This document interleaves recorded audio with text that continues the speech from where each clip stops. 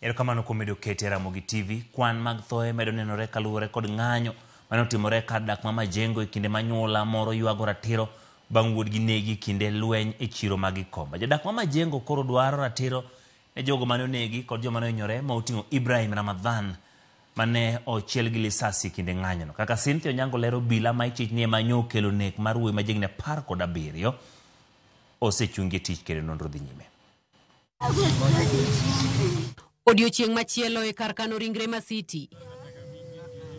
Anyuola machielo ywak. E kindeni en tho mar Dennis Muthui, ja ohala mag Gikomba ma jahigni 26 mawachore ni ne ogol lisasi kod obila e kinde mane odhi nyime kod chenro mage e kinde mane lweny omuoch chieng' tich adek e kar dak ma Majengo e boma ma Nairobi. Sasa ikifika saa 5 hivi ndio nikapata simu ati Deno ameshutiwa ayuko. Joma ne oneno wacho ni Muthui kod jowetene ne yawo duka e kinde mane lweny omuoch.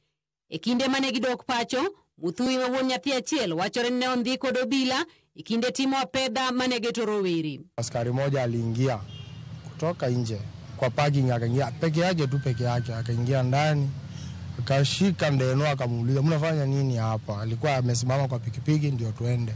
Deno nikasikia kama amewekelewa kiboko, lakini si kiboko.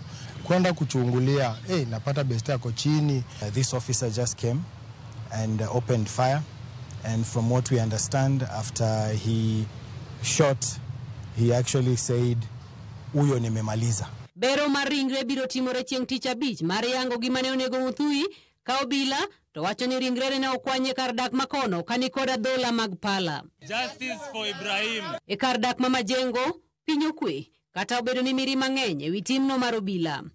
Tipo mar wang' dede mane okaw kod jodak makono nyiso lwenyno mane okelo nek mar rawerano maonge kod ketho moro amora. Kiangalia katika CCTV zetu utaona kijana amekuja pale, amepigiwa risasi ni hapa nje ya msikiti kando ya barabara, na konga kweli hili jambo linahuzunisha. Jodak dhi nyime kod seyo obila e nek ma oyaye ahinya to lisasi mane Obama omako Ibrahim Ramadhan Chege.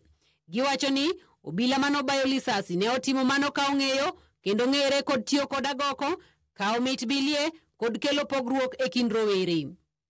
E kinde ni tendo obila oyango ni osechungi e tich obila ma ichich ni ne okelo nek mar rawerano ma jahigni 17 ka duol mar IPOA korka korgi oyango ni gidhi nyime kod timo nonro mar yango nek kod lweny ma Majengo.